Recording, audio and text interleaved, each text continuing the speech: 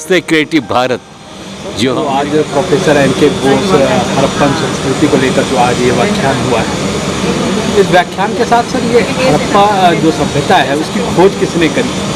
वो तो मैंने बताया था कि असल में खोज 1921 में पहले मैंने बताया अलेक्जेंडर कनिंघम, वो फर्स्ट सर्वेयर जनरल थे आर्कियोलॉजिकल सर्वे ऑफ इंडिया के। बाद में डायरेक्टर जनरल हुए। वो 3 बार गए वहाँ और फिर उन्होंने खुदाई भी की। वो उस ज़माने में समझ में नहीं आया, उनको सीलें मिली और चीज़ें मिली, सब कुछ है, पब्लिश किया, लेकिन वो किताब में बंद रह गया।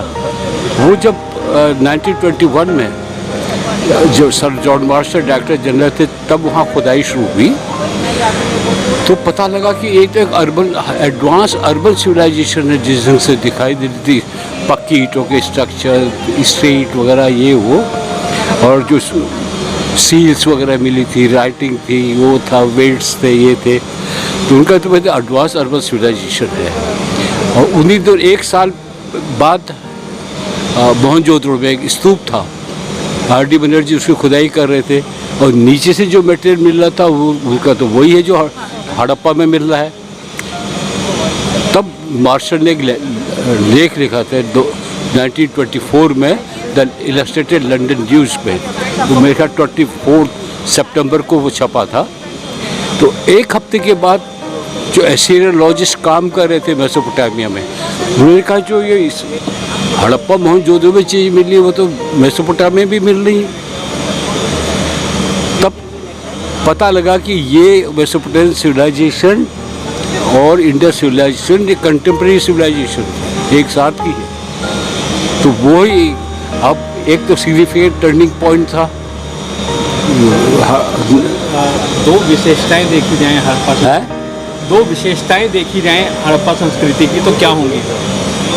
हड़प्पन सिविलाइजेशन की कई विशेषताएं, सब 2 मुख्य तो मैं ये कहूँगा।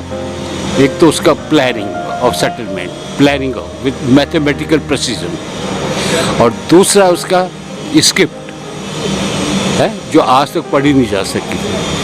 तीसरा है उनका वेट सिस्टम 16 बेस था वेट सिस्टम।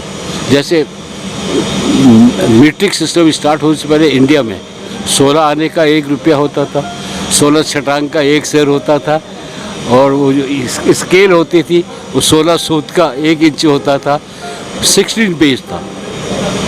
तो ये और धोलावीरा का एक डिस्ट्रिक्शन है, उसमें करीब 1000 वेट हमें वेट मिले हैं। ये पूरी सीरीज उभर के आई है, 2 सीरीज, एक डोमेस्टिक यूज़ के लिए, एक फॉरेन यूज़ के लिए, एक एक्सटर्नल ट्रेड के लिए। तो और बहुत सारी विशेषताएं हैं। ये तो है नगर नियोजन जो था, नगर नियोजन, उसकी प्रमुख विशेषताएं क्या थी सर इसकी? वही मैंने कहा कि मैथमेटिकल प्रिसीजन, उसमें अंक गणित भी है, रेखा गणित भी है, बिल्कुल। अब देखिए ऊंची नीची जगह पे आप कर रहे हैं, तो आजकल सर्वे तो जो होता है प्लेन पे होता है ना, तो उनके पास ऐसे इंस्ट्रूमेंट थे जो शेल के मिले हमें, जिससे आप जान सकते हैं। तो उन्होंने क्या किया होगा कि सारे इलाके को पहले ट्रायंगल और स्क्वायर में बांट दिया होगा ताकि मेजरमेंट्स पे कंट्रोल रहे। तो यही मुख्य बात है जो मेरे दिमाग में आई। Thank you. ठीक है।